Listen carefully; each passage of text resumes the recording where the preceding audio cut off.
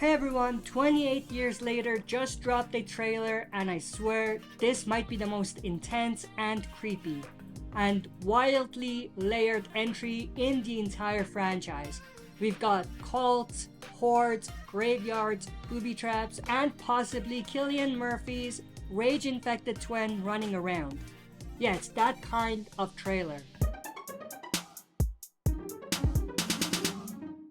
So the trailer kicks off with what looks like a flashback of a family being attacked. It's brutal, fast, chaotic. I'm guessing this is the main character's origin story, possibly the moment that made him into who he is.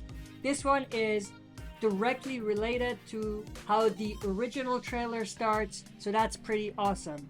Then we cut to soldiers searching a rundown area. Classic. We're not alone vibes, and yep, turns out they're not alone. The infected come out of nowhere, full on rage mode. A few of the soldiers manage to escape into the water, but plot twist, a horde swarms them mid-escape.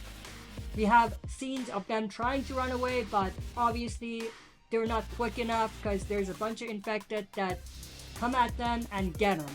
So no one's making it out clean in this world. There's tons of action sequences in these particular shots when it comes to the soldiers, so that's pretty awesome. Now, here's where it gets spicy. It's pretty much confirmed that there is a fortified island community. Think The Walking Dead prison arc, but smarter. You can see booby traps, barricades, and people who clearly know how to survive. These folks aren't just waiting around, they're ready for war. And based on the way that the booby traps look, it looks like they're not just for the infected. It looks like they're ready to fight infected and not infected. Obviously they're using more old school bows and arrows and those types of booby trap mechanisms, but at the same time, we do know that they are able to get their hands on some sophisticated rifles as well, because obviously the soldiers have them. So if the survivors find the dead soldiers, they're able to get their hands on those rifles as well.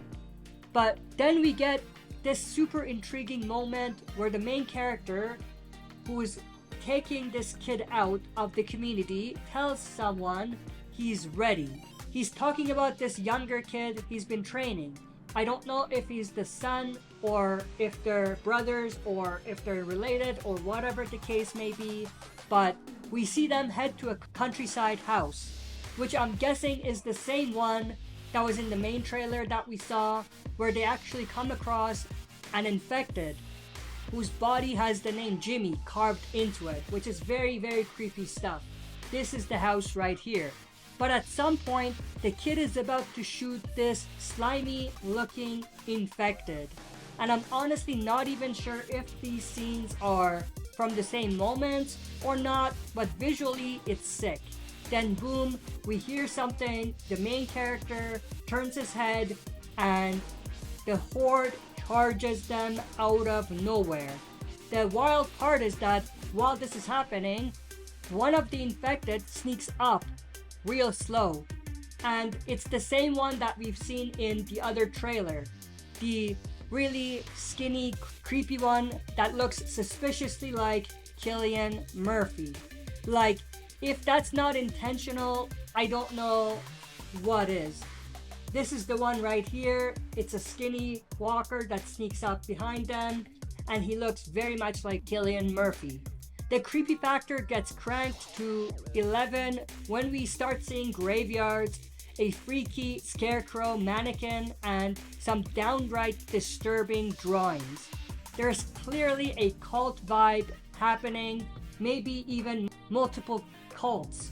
We do see one of these members of the cult wearing this type of a mask, which is super interesting, but other than that, there are tons of creepy looking drawings that look like kids' drawings. I don't know if these are from the flashbacks or if this is in the current timeline, but still, super creepy stuff.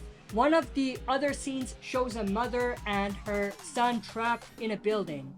It looks like there's tons of infected entering the building and they're just trying to hide. Then we see this building kind of explode. I don't know what leads to it, but it kind of explodes and we see the mom, the baby, and possibly the father kind of being knocked out. I think the father might die here because we don't see the father later on, but we do see the mom and the baby later, which we're going to talk about. But then it seems like there's this faction that are like a cult that run into them and save them. We have one of their members here. I don't know if it's the leader or not, but he's talking about how people can die, but it's the way people die that matters. And there's a subtle kind of hint that they may be into sacrificing people. It's super, super creepy, but to them it's like casual, the way they talk about it, which is interesting. But they take the mother and son to what they call the Tower of Skulls or the Tower of Bones, which is super, super creepy. It's as horrifying as it sounds. It's right here, looks super creepy. We saw this in the main trailer as well. Eventually, it looks like all of these storylines collide because there is a scene where we see the woman and the baby on a train and then the boy follows behind her. And this is the same boy that we saw earlier who was training.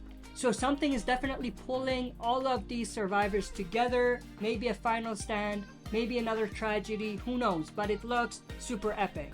And oh yeah, there are scenes where we see the main character and the kid running away and there's all of these birds following them, but then it looks like they may be running away from a community and there's like a horde attacking or something.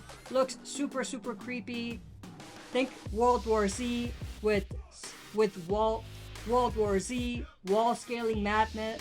Think World War Z in terms of intensity. So it looks pretty awesome.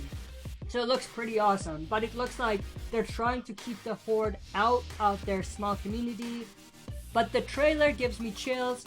It feels bigger, scarier, and way more psychologically twisted than the last two. There's cults, booby-trapped islands, father-son dynamics, and a virus that's more relentless. There's a lot of very cool stuff that are in there. It's just a matter of how all of these stories are going to intertwine together. There are even scenes of the kid and the other guy trying to fight back with their bows and arrows.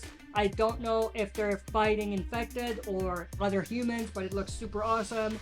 There's even this slimy, creepy thing crawling towards them. This might be the slimy thing that we saw earlier, but it looks super interesting and super creepy. And there are even some hints that there might be some religious aspect to the cults that we're gonna see, because we do see a priest in a church and they're praying and everything, and then they get really, really aggressive and they start talking about how the things are gonna come and save them, and it looks like there's this kind of religious prophecy or religious ideology that ties into some of the cults that we're gonna see.